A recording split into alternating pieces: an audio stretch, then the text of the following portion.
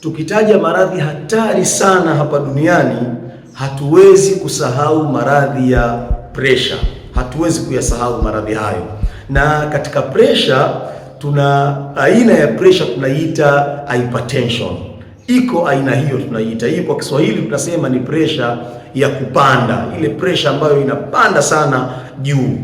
Aina hii ya presha ni hatari sana na ina madhara makubwa sana, na sisi huwa tunaiita silent killer, kwa sababu ile inakuua peke yako, tena kimya kimya, haina matatizo makubwa yale, kimya kimya, haitaki kelele, yenyewe tunaita silent killer. Sasa miongoni mwa madhara ya presha hii ambayo ni hypertension, hii miongoni mwa madhara yake makubwa sana, huwa inasababisha, kwanza kabisa inaushambulia ule moyo, inakwenda kushambulia moyo, inaweza kusababisha moyo kushindwa kufanya kazi kabisa, ukastop, na hapo unasikia mtu tayari amerudi kwa Mola wake. Lakini pili, inaenda kushambulia ile mishipa ya moyo na kuifanya ile mishipa kuitanua, inakuwa mipana na kushindwa kufanya kazi vizuri, ndio unasikia mtu amepata heart attack, amepata shambulio la moyo.